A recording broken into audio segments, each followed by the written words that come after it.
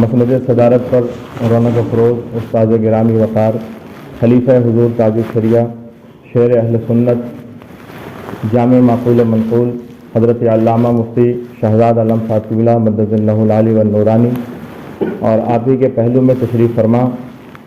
عالم نبیل عالم نوجوان زائر حرمین شریفین حضرت علامہ مفتی عبدالباقی صاحب قبلہ مدد اللہ العالی والنورانی اور میرے سامنے بیٹھے ہوئے میرے نوجوان ساتھیوں میرے دوستوں، السلام علیکم ورحمۃ اللہ تعالی وبرکاتہ۔ الحمدللہ ذی العزت والعلا والصلاة والسلام علی سید الانبیاء شمس الضحیٰ بدر الدجا صدر العلا نور الہدی منبع الجود والعطاء وعلی آلہ وصحبہ واہلہ وحزبہ مصابیح الدجا، اما بعد فاعوذ باللہ من الشیطان الرجیم، بسم اللہ الرحمن الرحیم۔ یا ایھا الذین آمنوا اتقوا اللہ وکونوا مع الصادقین، صدق اللہ مولانا العظیم۔ بندہ پروردگارم امت احمد نبی، دوست دار چار یارم تاب اولاد علی، مذہب حنفیہ دارم ملت حضرت خلیل، خاک پائے غوث اعظم زیر سایہ ہر ولی، صدیق اکس حسن کمال محمد است، فاروق ذل جاہو جلال محمد است، عثمان جائے شمع جمال محمد است، حیدر بہار باغ خصال محمد صلی اللہ علیہ وسلم۔ میرے ملت کے نوجوانوں، میرے دوستوں اور بزرگوں، آئیے ہم اور آپ سب سے پہلے اپنے آقا و مولا جناب احمد مجتبیٰ محمد مصطفیٰ صلی اللہ علیہ وسلم کی بارگاہ بیکس پناہ میں بلند آواز سے درود شریف کو نذرانہ پیش کریں۔ پڑھیں اللہم صلی علی سیدنا مولانا محمد وعلی آل سیدنا محمد صلاۃ دائمۃ مقبولۃ تؤدی بہا عنا حقہ العظیم۔ الحمدللہ یہ میری خوش نصیبی ہے کہ اپنے اساتذہ کرام کے سامنے لب کشائی کا موقع میسر آیا۔ صرف اس نیت سے میں 5 منٹ کے لیے آپ حضرات کے سامنے پیش آیا کہ جو غلطیاں مجھ سے ہوں گی انشاءاللہ میرے اساتذہ کرام اس کی اصلاح فرما دیں گے۔ آج ہم دیکھ رہے ہیں کہ جس اس ڈیجیٹل دور میں ہم سانسیں لے رہے ہیں، اس ڈیجیٹل دور میں ہم جی رہے ہیں، پچھلے زمانے کے بنسبت آج ہر چیز آسان ہو گئی ہے۔ مثال کے طور پر جہاں ہمیں جانے میں کئی مہینے لگتے تھے، اب بائی ٹرین یا بائی فلائٹ جانے میں چند گھنٹے لگتے ہیں۔ مثال کے طور پر حجاز مقدس جانے میں ہمیں 6 مہینے تقریباً لگ جاتے تھے، اب 5 یا 6 گھنٹے میں فلائٹ کے ذریعے ہم پہنچ جاتے ہیں۔ اسی طرح اپنا پیغام اگر ہم کسی تک پہنچانا چاہتے تھے تو خط لکھتے تھے اور وہ خط مہینوں میں کہیں پہنچتا تھا، پھر مہینوں میں اس کا جواب آتا تھا۔ لیکن اب اس ڈیجیٹل دور میں ہم 1 سیکنڈ کے اندر اپنا میسج دوسرے کو پہنچا سکتے ہیں۔ کہنے کا مطلب یہ ہے، میرے بتانے کا مقصد یہ ہے کہ اس ڈیجیٹل دور میں جہاں ہر چیز آسان ہوتی جا رہی ہے، وہیں پر اپنے ایمان کی حفاظت اتنی ہی دشوار ہوتی جا رہی ہے۔ اب یہ حضور حافظ ملت علیہ رحمۃ الرضوان کے عرس کی محفل ہے،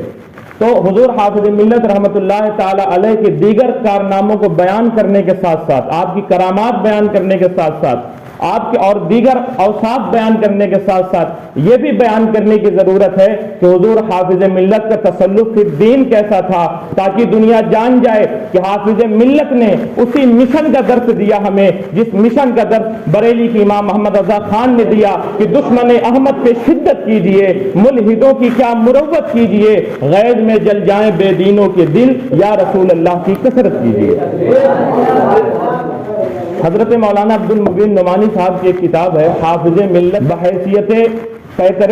تسلط، اس میں وہ صفحہ نمبر 3 پر ایک واقعہ نقل کرتے ہیں۔ ہندوستان اور پاکستان کا بٹوارا ہوا، جب ہندوستان پاکستان تقسیم کیا گیا تو تقسیم ہونے کے بعد یہ جمعیت العلماء ہند جو دیوبندیوں کی ایک تنظیم ہے، یہ ہمیشہ انہوں نے حکومت کی چاپلوسی کی۔ تو جب ہندوستان تقسیم ہوا تو جو بھی کوئی بھی سیاسی پارٹی یا کوئی جماعت بنتی تو یہ گورنمنٹ محسوسی کرتے کہ فلاں پارٹی آپ کی پالیسیز کے خلاف بنی ہے، تاکہ انہیں گرفتار کر لیا جائے اور ہمیں حکومت کی نظر میں سرخروئی حاصل ہو جائے۔ کہتے کہ اسی اثنا کی بات ہے، خود جمعیت العلماء کے الہ آباد کے صدر تھے وہ، اور مولانا ابوالقاسم دیوبندی اور ابو الوفا شاہ جہاں پوری مبارک پور آئے۔ کہتے جب وہ مبارک پور آئے تو کچھ سیاسی لیڈروں نے انہیں اشرفیہ میں ٹھہرا دیا۔ اشرفیہ میں جب ٹھہرایا، حضور حافظ ملت اور آپ کے تلامذہ کو معلوم ہوا تو آپ نے ان تینوں کو یہ کہہ کر کے نکال دیا کہ تم ہمارے مذہب کے نہیں ہو، اشرفیہ میں تمہارے لیے کوئی جگہ نہیں۔ انہیں باہر نکال دیا. جب نکالا تو چونکہ وہ حکومت کے چاپلوس تھے, وہ ڈی ایم کے پاس گئے اور جانے کے بعد ایک اپلیکیشن دیا کہ حافظ عبدالعزیز یعنی حضور حافظ ملت مولانا عمر اور اس وقت جو لوگ موجود تھے ان کے نام بتائے کہ یہ لوگ آپ کی پالیسیز کے خلاف کام کر رہے ہیں, لہذا انہیں فوراً گرفتار کیا جائے ورنہ مبارک پور کا امن و امان خطرے میں پڑ جائے گا, یہاں بدامنی پھیل جائے گی, بے چینی پھیل جائے گی. کلکٹر نے آرڈر دیا کہ حافظ عبدالعزیز کو گرفتار کر لیا جائے. میرے ملت کے نوجوانوں, میرے بھائیوں اور میرے دوستوں ذرا غور کریں. مولانا عبدالمبین نعمانی صاحب نے لکھا کہ جب حضور حافظ ملت علیہ رحمت و رضوان کو پولیس گرفتار کرنے کے لیے آئی تو آپ کے عقیدت مند وہاں پر جمع ہو گئے اور انہوں نے کہا کہ آپ حافظ صاحب کو نہیں لے جائیں گے. حضور حافظ ملت نے کہا نہیں,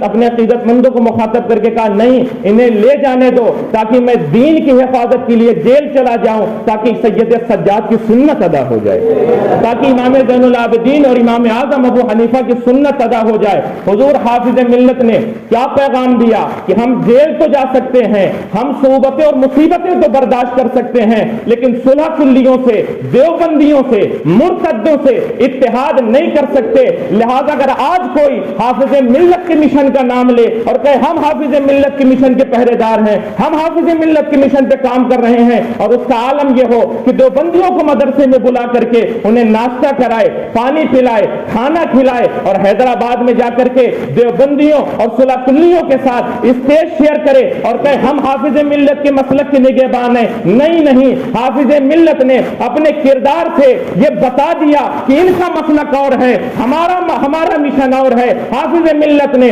اپنے اس فعل سے یہ بتا دیا کہ ہمارا مشن وہی ہے جو مشن بریلی کے تاجدار کا ہے کہ انہیں جانا, انہیں مانا, نہ رکھا غیر سے کام. للہ الحمد میں دنیا سے مسلمان, للہ الحمد میں دنیا سے مسلمان. اب ایک آخری بات, کیونکہ وقت کی قلت دامنگیر ہے, میرے بعد استاد محترم محسن گرامی مخدوم گرامی حضرت علامہ مفتی شہزاد علام صاحب قبلہ مدد العالی و نورانی کے تقریر آپ کو سماعت کرنی. اسی صفحے میں اس کے آگے مولانا عبدالمبین نعمانی صاحب نے ایک واقعہ اور نقل کیا کہ ایک مرتبہ حضور حافظ ملت کے پاس ایک شخص آیا اور آنے کے بعد کا حضور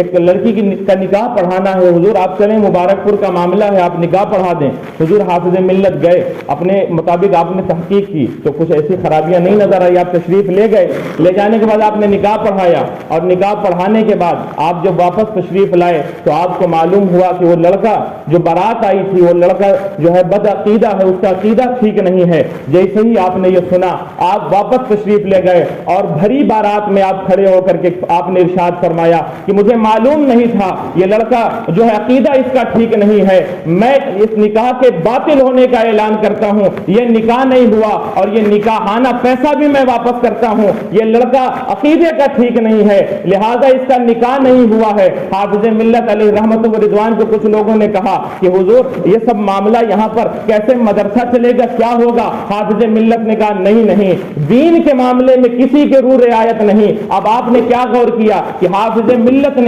اپنے اس کردار سے کیا پیغام دیا کہ مدرسہ چلے یا بند ہو جائے لیکن مسلک کا سودا نہیں کیا جائے گا. اگر آپ مسلکی کا سودا کر لیں تو کون سا درس دینا چاہتے ہیں, مسلکی کا سودا کر کے آپ کون سا علم سکھانا چاہتے ہیں؟ حافظ ملت نے بتا دیا, اپنے اس فعل سے بتا دیا کہ اگر کوئی دیوبندیوں کو, صلح کلیوں کو مدرسے میں بلا کر ان کی دعوت کرے, انہیں کھانا کھلائے, انہیں ناشتہ کرائے اور صلح کلیوں کے اسٹال لگوائے تو وہ ہمارے مشن پر نہیں, ہمارا مشن یہی ہے کہ دشمن احمد سے شدت کیجئے, ملحدوں کی کیا مروت کیجئے, غیظ میں جل جائیں بے دینوں کے دل, یا رسول اللہ کی کثرت کیجئے.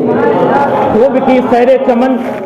سیر چمن پھول چنے شاد رہے, باغ با جاتا ہوں میں گلشن تیرا آباد رہے, دولت عشق نبی سینوں میں سجائے رکھنا, یہ ہیرا ہے اسے لٹیروں سے بچائے رکھنا, آج جاہل بھی عالم کا لبادہ اوڑھے, ایسے ملاؤں سے ایمان بچائے رکھنا. حضور سیدی سرکار حافظ ملت علیہ رحمت و رضوان, جیسا کہ آپ نے ابھی سماعت کیا, اور خوشی کی بات یہ ہے کہ اگر ہمارے جامعہ کے فارغین یا طالبان علوم نبویہ کا اس طرح کا مزاج اگر بن گیا تو پھر ہمیں اپنے کمروں میں اور اپنے گھروں میں آرام سے سونے کا وقت آ گیا ہے کہ اب الحمدللہ ہمیں اس کی فکر نہیں, طلبہ ہی اس کے لیے کافی ہو. اللہ تعالیٰ ایسے ہی तसल्लुक और इसी तरह की उम्दा फिक्र और दुरुस्त फिक्र हर एक तालिब इल्म को अता फरमाए। आमीन या रब्बल आलमीन। मकसद समझ में आ जाए, जो मकसद असल है पढ़ने का, तो इंशाअल्लाह रहमान फिर किसी महाज पर नाकाम होने और नामुराद होने का वक्त नहीं आएगा। अब आपने यहाँ माइक तो लगाया नहीं है, माइक लगता है तो कम से कम उसमें आधी मेहनत हम लोगों की वैसे ही खत्म हो जाती है।